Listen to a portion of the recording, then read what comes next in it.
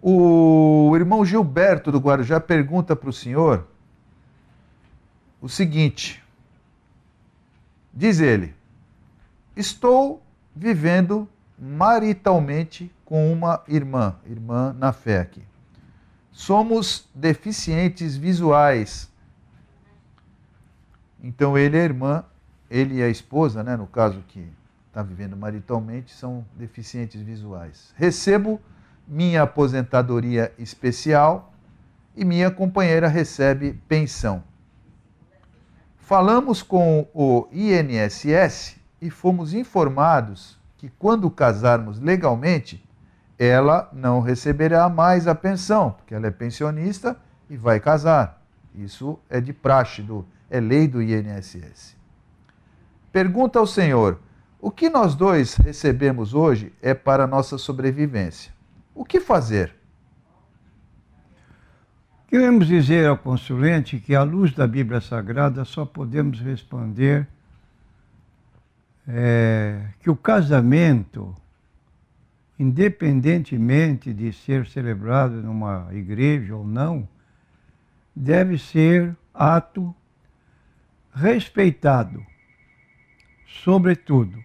Qualquer outra alegação não se sobrepõe à obrigação de duas pessoas de sexo oposto, quando querem se unir, devem fazê-lo pelo casamento. Isto está no livro de Hebreus, capítulo 13, versículo 4. Venerado, que significa acatado, respeitado, honrado, seja entre todos o matrimônio e o leito sem mácula. Porém, aos que se dão à prostituição e aos adúlteros, Deus os julgará. Então, é impróprio viver num tipo de posição que o nosso consulente está expondo. E queremos dizer, então, à luz da Bíblia, viver maritalmente é viver em prostituição. É muito pesado essa colocação? Sem dúvida que é. Mas à luz da Bíblia Sagrada é o que nós temos a dizer. E essa prática afeta a nossa salvação. Diante disso, permitimos-nos orientá-lo a que ponham em primeiro lugar sua obediência à palavra de Deus, crendo que Deus abrirá uma porta financeira para a sobrevivência do casal. E além disso, a igreja que frequentam deve tomar conhecimento da situação e dar uma contribuição mensal, por exemplo, uma contribuição para a alimentação, as coisas mais urgentes da família, como nós fazemos aqui em nossa igreja. Determinadas pessoas falam conosco porque estão passando problemas financeiros e mensalmente vai uma cesta básica com todos os alimentos necessários para a sobrevivência dessa família. Muito bem.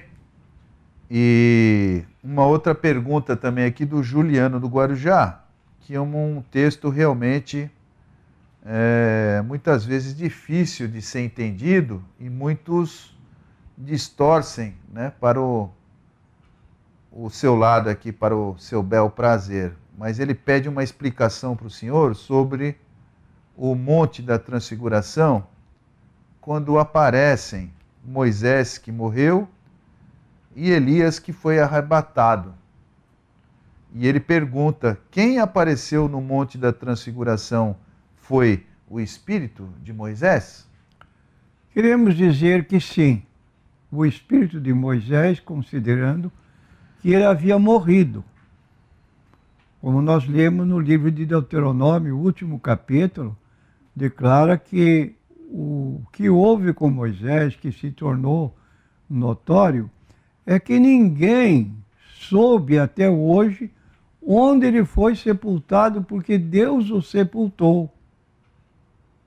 E por que Deus o sepultou na ignorância do seu sepulcro? Para que evitasse uma romaria e promovesse uma adoração a Moisés.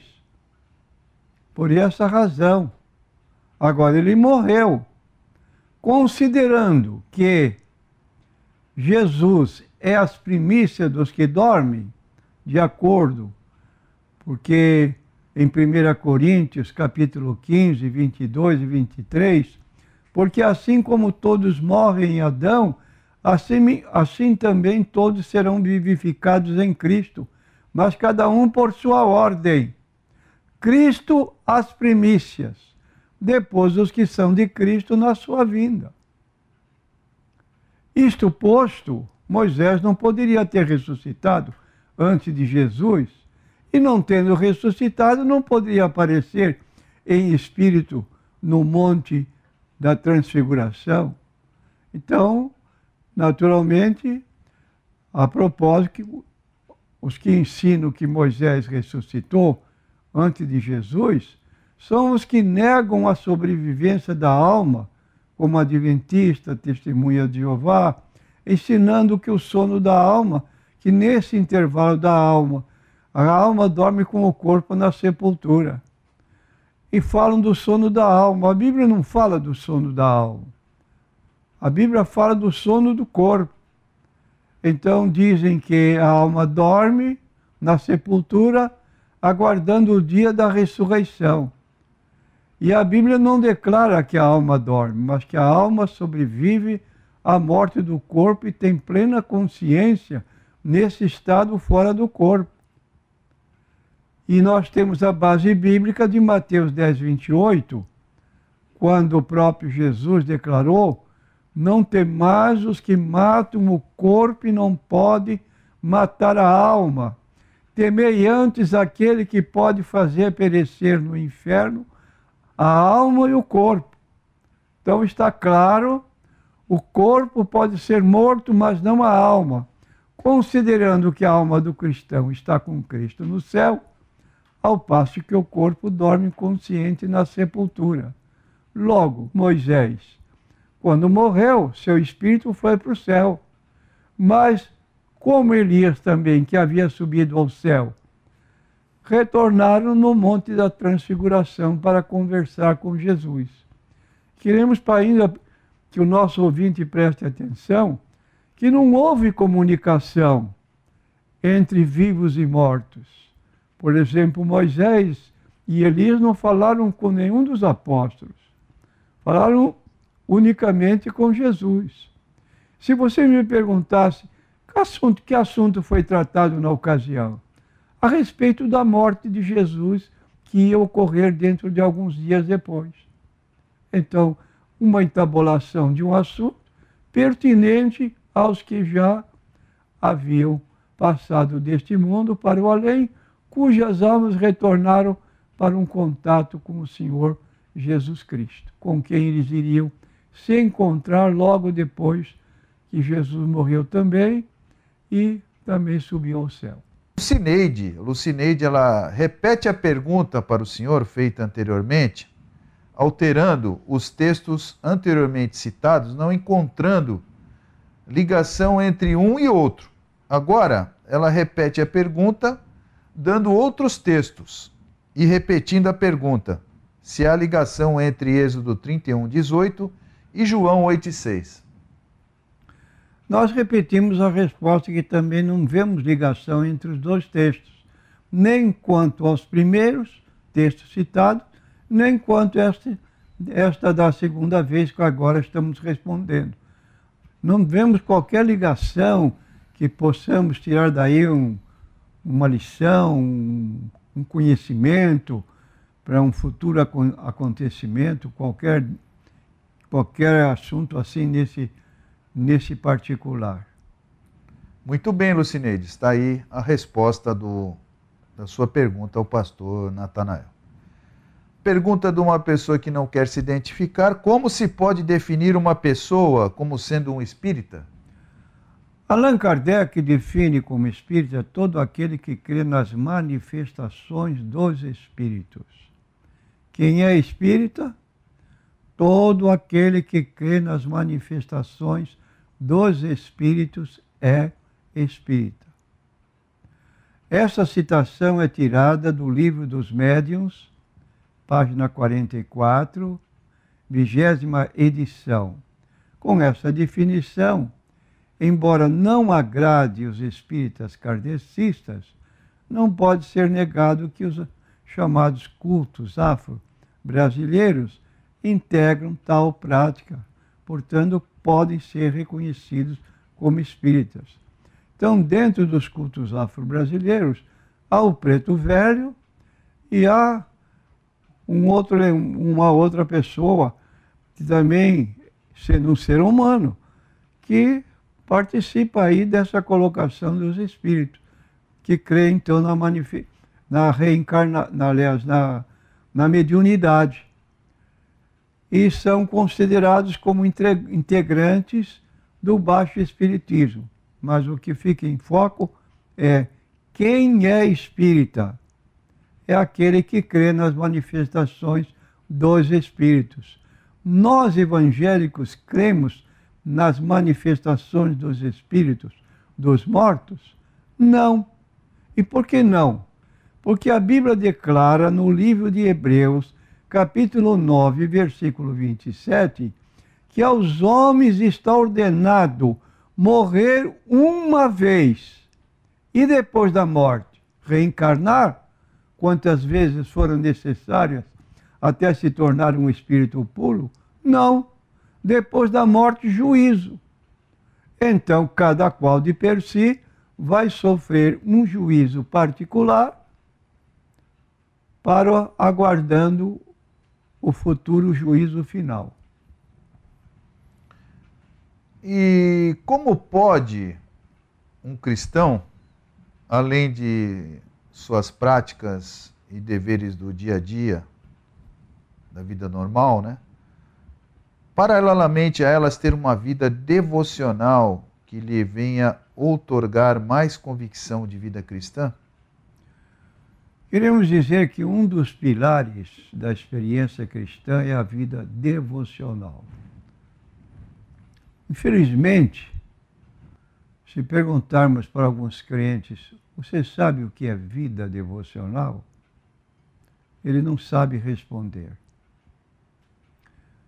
Então dizemos que é o cultivo de uma relação de intimidade com Deus através, primeiro, do estudo da Bíblia Sagrada e, segundo, aquela oração em lugar secreto onde a pessoa, tendo a vontade de conhecer melhor o que Deus quer para ela, faz pedidos às vezes que numa oração comum ela não pode se fazer uma súplica com mais empenho para receber o que está precisando. Então ela tem um local secreto onde pode estar a sós, orar o tempo que quiser, ninguém precisa mandar, é uma espontaneidade da vida cristã, mais comunhão com Deus. E essa comunhão, ela pode crescer além daqueles motivos que temos para estar presente nos cultos, temos a nossa oração coletiva na igreja. Além disso, temos aquela vida que nós chamamos devocional pela necessidade que temos mais de Deus. E Jesus praticou isso.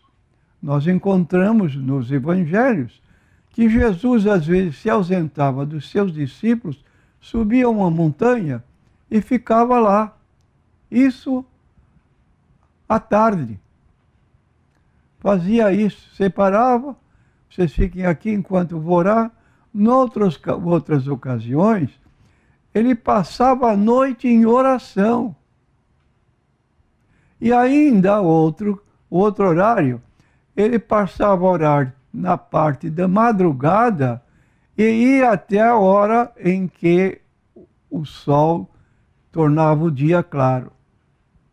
Então, quando queremos mais de Deus vamos buscar e receber. E como deve ser vida devocional ser vivenciada, pastor? Bom, nós já dissemos aqui que a vida devocional é recomendada para a pessoa estar num lugar isolado, sozinho, sem aquele barulho de casa, de família. Então, no momento das crianças que vão para o colégio, por exemplo, aos domingos de manhã, nós temos aqui um horário de oração das 8 até mais ou menos 15 para as 9. É uma espontaneidade, eu quero, eu preciso.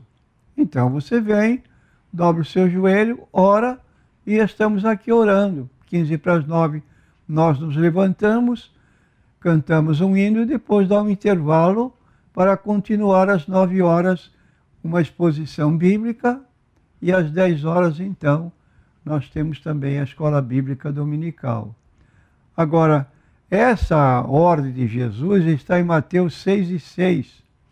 Mas tu, quando orares, entra no teu aposento e, fechando a tua porta, ora ao teu Pai que está em secreto, e teu Pai que vê em secreto te recompensará publicamente.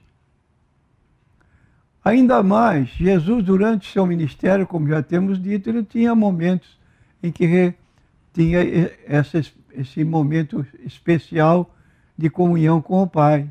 E se passarmos para o Antigo Testamento, vamos encontrar o profeta Daniel, diz o texto bíblico, que ele orava 3 vezes por dia e abria a janela do seu quarto com direção para Jerusalém, orando pelo seu povo e também pela sua vida e dos seus amigos que estavam no cativeiro, na cidade lá de Babilônia. E pode-se afirmar que a vida devocional é um privilégio para a pessoa que assim procede, embora sejam poucos que a pratiquem? Sem dúvida. Agora, isso não pode ser imposto, mas deve ser algo espontâneo, uma necessidade pessoal. É como o jejum. Mas o jejum a pessoa faz de per si mesma. Ela toma iniciativa de fazer o jejum. Da mesma forma, a vida devocional é um lugar, um ponto da nossa vida que queremos ter mais da presença de Deus, e é como diz o texto bíblico com relação aos sacerdotes no Antigo Testamento, eles podiam entrar no santuário 2 vezes ao dia, mas havia um dia sacratíssimo, que era o dia da expiação, uma vez no ano, em que além do véu, além da oração diária 2 vezes no santuário, o sumo sacerdote, ele entrava no Santo dos Santos. Lá era chamado o local em que Deus conversava com ele, dentro de uma nuvem chamado Shekinah. Ele tinha aquela glória de Deus perto dele, porque o convívio dele era muito, muito íntimo. Ele havia sido designado como sumo sacerdote e uma vez no ano ele podia ter essa intimidade com Deus. Quem entrasse ou tentasse entrar no Santo dos Santos sem estar preparado, por vontade pessoal, era fulminado. Não podia, porque morria no caminho. Mas o sumo sacerdote podia entrar, porque ele era designado para isso. O paralelo que se faz entre o nosso quarto como lugar secreto, onde só nós penetramos, representando o Santo dos Santos, ocasião em que Deus se através da nuvem, como então temos visto na igreja, é um retrocesso, pois não apreciamos a vida devocional e talvez por ignorância ou mesmo por desprezo, poucos são os que anelam pela vida devocional. Pergunta ao Senhor, tal indiferença pode caracterizar um estado de mornidão espiritual? Não podemos afirmar positivamente, porque há crentes dedicados que às vezes até ignoram esse ponto que estamos aqui apresentando, mas são pessoas que estão sempre nos cultos de oração, participam de todas as reuniões da igreja, são pessoas que evangelizam E não vamos acusar aqui de mornidão espiritual uma pessoa que demonstra atividade, pessoa que anela pelas coisas de Deus, tem sede, embora não entre no seu quarto para uma oração especial, mas em si ela demonstra que tem uma vida que busca a Deus. Muito bem. Pergunta aqui sobre a seita adventista. Se trata da passagem do livro de Mateus, no capítulo 17, versículos de 1 a 3, e que fala que 6 dias depois tomou Jesus consigo a Pedro e a Tiago e a João, seu irmão, e os conduziu em particular a um alto monte e transfigurou-se diante deles. E o seu rosto resplandeceu como o sol, e as suas vestes se tornaram brancas como a luz. Eis que lhes apareceram Moisés e Elias falando com ele, que é mais ou menos igual àquela primeira pergunta do irmão lá, se Moisés tinha, de que forma tinha aparecido para Jesus. Os textos deixam explicitado que Moisés morreu e depois, morto, apareceu para Jesus no Monte da Transfiguração? Nós queremos dizer, como já expusemos, né, que Moisés, isso dizem esse grupo religioso que se mencionamos, adventistas, que Moisés foi ressuscitado antes de ir para o céu. Agora, quando nós vemos em Judas 9, um livro pequeno, que não tem capítulos, vamos encontrar algo que ali é notório, muito dado a pesquisas. Ou seja, quando o arcanjo Miguel apareceu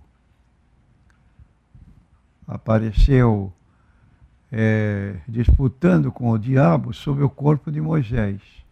Por que o diabo queria o corpo de Moisés?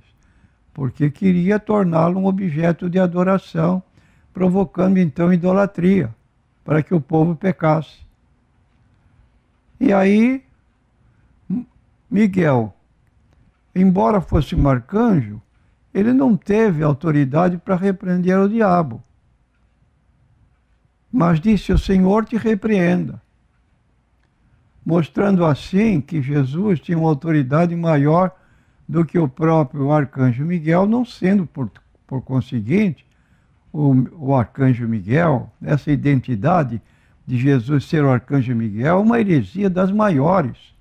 Por exemplo, nenhum cristão pode se prostrar diante de um anjo. Como diz Colossenses capítulo 2, versículo 2 e 3, não deve. No Apocalipse encontramos o anjo. Aliás, que encontramos João se prostrando diante do anjo que lhe mostrava aquilo que ele estava observando. O anjo disse: levanta-te, que eu sou homem como tu.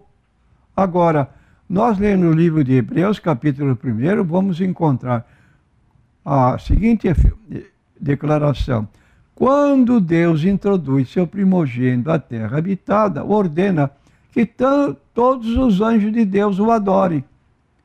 Ora, se Miguel, como anjo, tem obrigação de adorar Jesus, como vamos ensinar que Jesus é o próprio Miguel? É uma heresia descomunal rebaixar Jesus à posição de um arcanjo. Então, essa colocação que se faz é para justificar, como eu disse anteriormente, que Moisés apareceu no monte porque havia sido ressuscitado. Moisés não ressuscitou. Não podia ele ressuscitar antes de Jesus, porque Jesus é as primícias. De modo que Moisés, sim, apareceu em espírito, lá não conversou, repito, com pessoas humanas, com exceção de Jesus e conversavam um assunto que é contrário até a chamada reencarnação, que é falando da morte de Jesus como uma morte vicária, expiatória, que ia dar salvação a todos que crescem nele e naquilo que ele havia feito em prol da própria humanidade. Então aí está a nossa posição nesse particular. Agora, quanto à posição de Elias, Elias diz em 2 Reis, capítulo 2, versículo 11, sucedeu que indo eles andando, isto é, Elias e Eliseu, e falando, eis que um carro de fogo com cavalos de fogo os separou um do outro, e Elias subiu ao céu num redemoinho.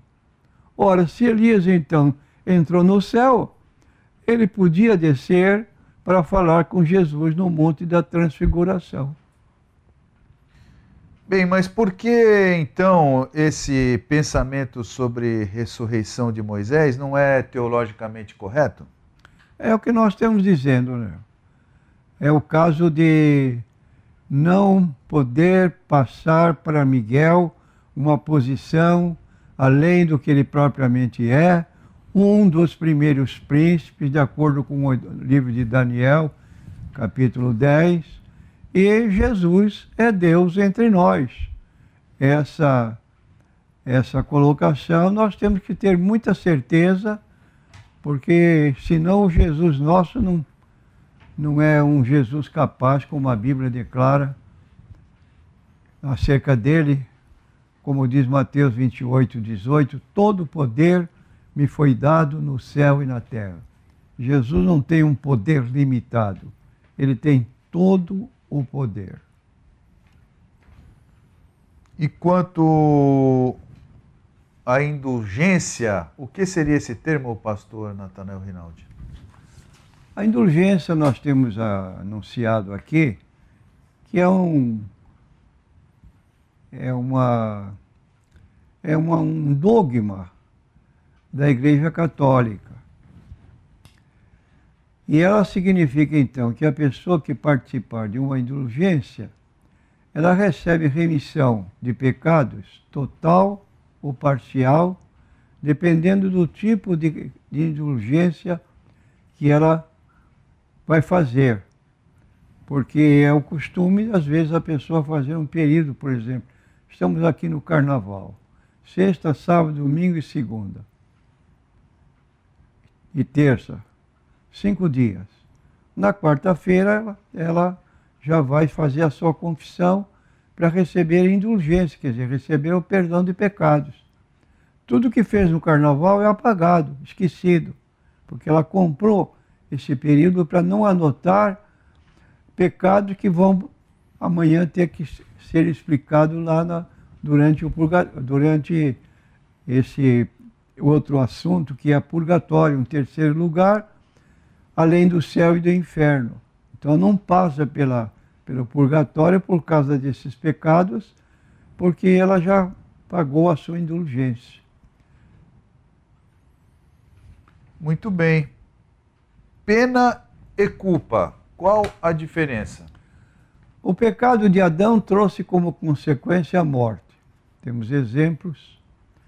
Todo pecado que cometemos traz consigo uma dupla consequência: a culpa e a pena. Quando um fiel confessa seus pecados ao sacerdote, este lhe concede perdão dos pecados quanto à culpa.